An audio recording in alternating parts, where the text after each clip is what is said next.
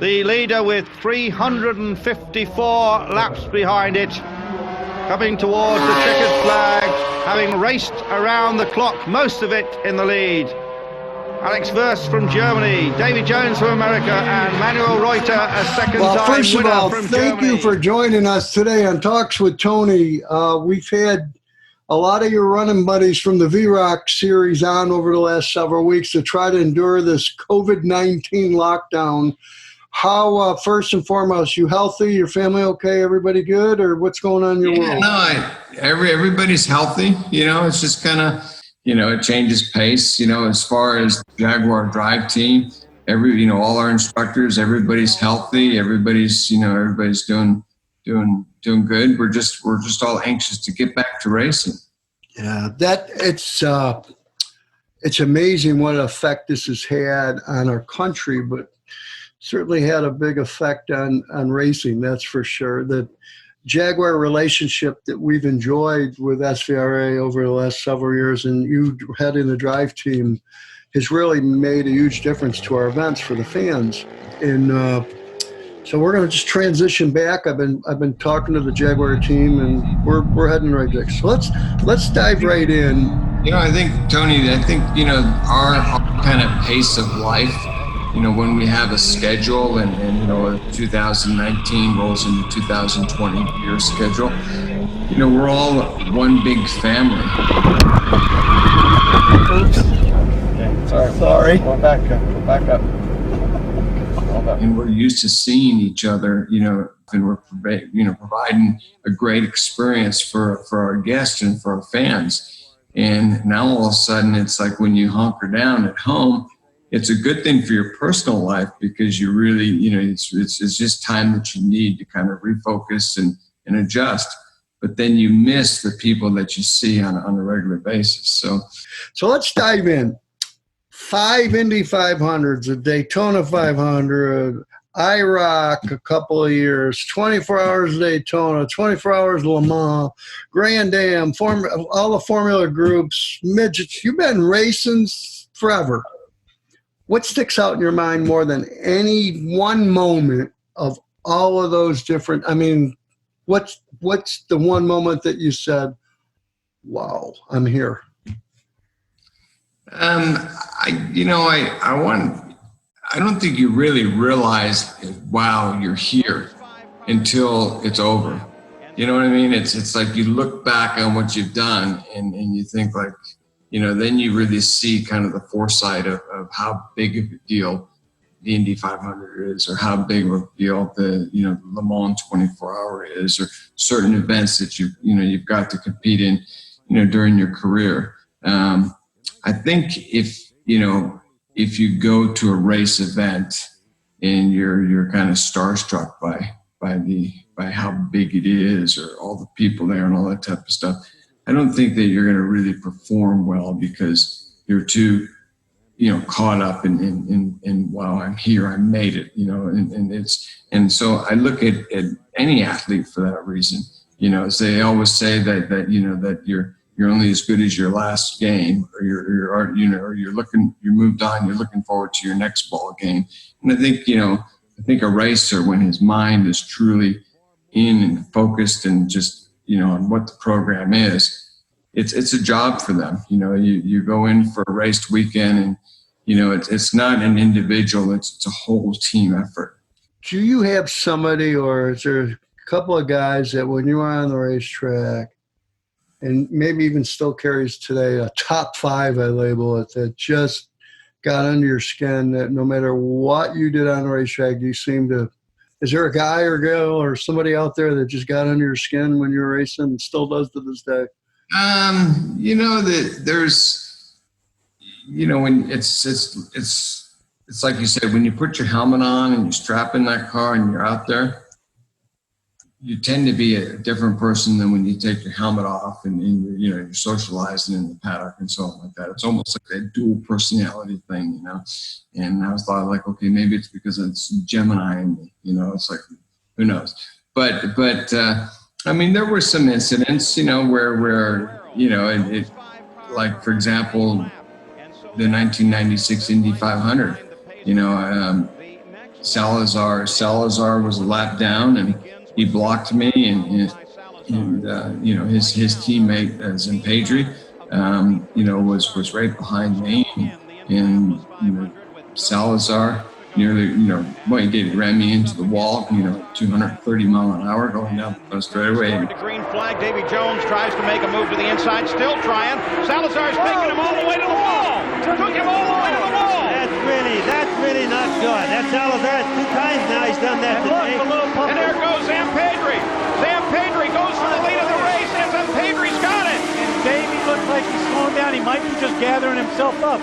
But Salazar obviously didn't want to lose another lap. That's going too far. The officials are going to have to do something about driving like that. That is so dangerous, Bobby. I can't believe that. Well, he did. He ran me into the wall, you know, 230 mile an hour going down the front straightaway at you know, at the Indy 500, and then you go into turn 1. You don't know if the car is going to, you know, if it's going to, you know, stay straight or whatever. And you know, fortunately, it was okay, but I white-walled the tires. But you know, you look back at that and it's like, okay, that cost me the win at the Indy 500. To think like, okay, he was ordered to do that by his team owner, you know, and Andy, I can't think of his name, and Andy Evans. So, you know, it was like, that's something that, an incident that happened. And then 2 weeks later, you go to the 24 Hours of Le Mans, and, you know, here I am a few hours into the race, and Andy Evans was actually driving a Ferrari, and he had spun off in the gravel trap and just come back on. And here I'm leading Le Mans, and I come up behind him, and I could tell that it was Andy Evans because he's a really tall gentleman, and he wore a green helmet, and he stuck way up, you know, above the car. And you know, you're going down the Le Mans straightaway, 215 mile an hour, and I just felt like, just got up alongside him, I just felt like just squeezing him over into the grass a little bit, just so he knows what it feels like, you know, 200 plus mile an hour to play around. But I didn't do anything, thankfully, because, you know, it was only a couple hours into the race, and I'm leading. I knew that it would be live on television, and the French officials wouldn't take that too lightly. So it starts at Indy, then it goes to Le Mans, and then we come back to mid-Ohio for, you know, here I'm running like in the top 5, and I come up behind Elisa Salazar, who's not even in the race. I mean, he's a lap or 2 down, and he's got to block me and race me into the corner. And so anyways, after the race, I was pretty furious. I went up, and that's the only time that I really had a chance where I had a really altercation with the driver, but it was just something that happens over a period of events and so on. But to look back and, you know, to have, you know, had the opportunity to, you know, race at Le Mans 5 times and think that I've led it every year. And out of the 5 times I finished 3rd, 2nd, and 1st overall. You know, when I finished 2nd, that should have been a win, but that's hindsight. You know, the Indy 500 finished in 2nd in 1996, you know, by 0.006. You know, hindsight, I should have won that race as well. So you put a lot of things together, but, you know, I think that's what really makes a great racer, is that they're there because they're good and they get the job done.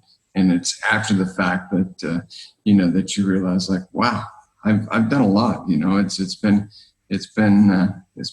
good. Now to join the SVRA and do the VRock Series, that's a kick in the pants. That's a lot of fun. How does it compare? I mean, you were champion last year, teamed up with Shannon Ivey. You guys were just terrific. How does it compare to racing in the VRock versus the IROC? I mean, the IROC was such a badge of honor. 12 of the finest to pit their skills against each other in the International Race of Champions. The last few years doing the Pro-Am and the VRock, you know, all my amateur drivers, just brilliant people, just absolutely love, you know, co-driving with them. But when you compare it to IROC, you know, IROC was something, you know, that the racers that were in IROC were the top of their game, you know, whether it was sports cars or Indy cars or NASCAR. We were all, you know, champions and we were in the game, playing the game. So when we did the IROC Series, it was game on. Right now, 3 abreast as they head for the stripe. Down on the inside, that's Davy Jones, the lime green car. He gets a little help from Alan Kulwicki as we take a look back from Davy Allison's car. Jones is just back from England where he tested a Benetton Formula One car.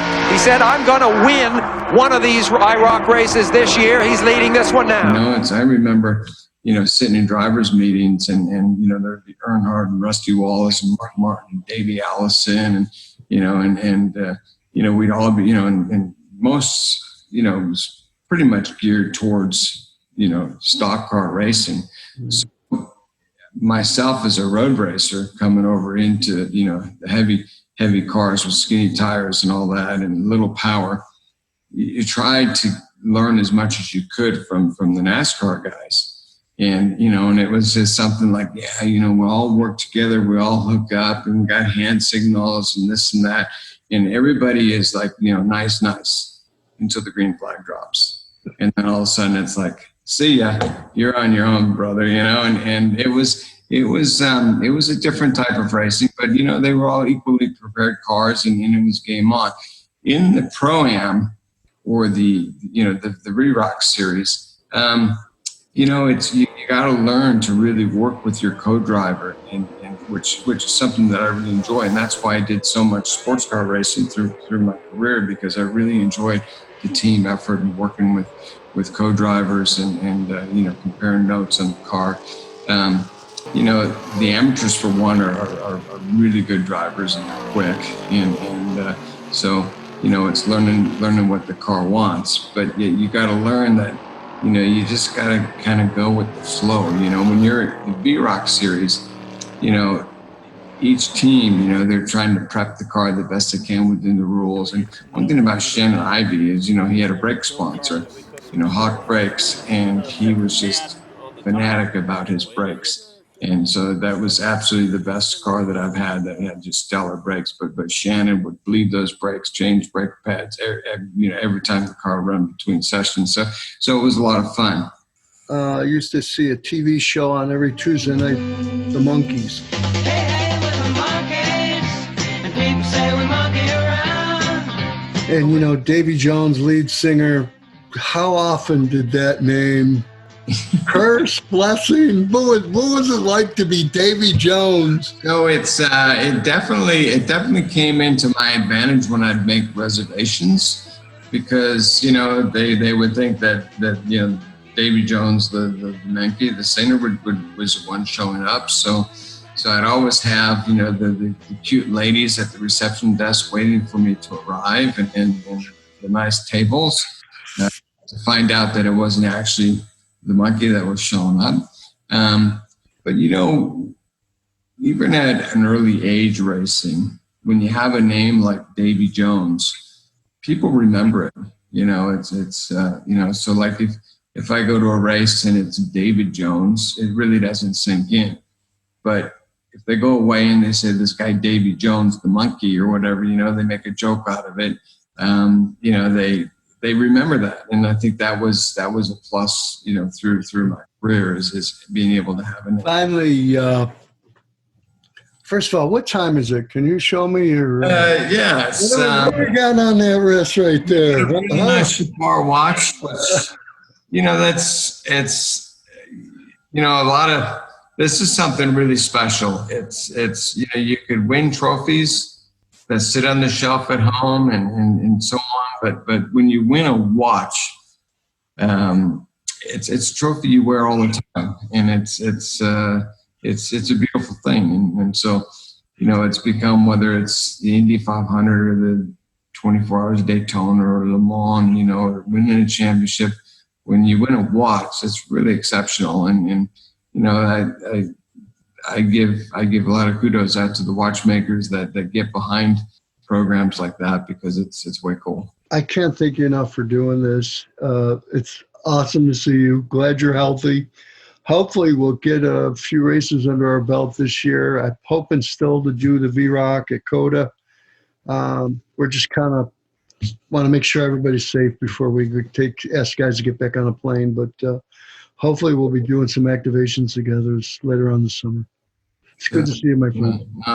Thanks for having me in your program, Tony, and we'll talk soon.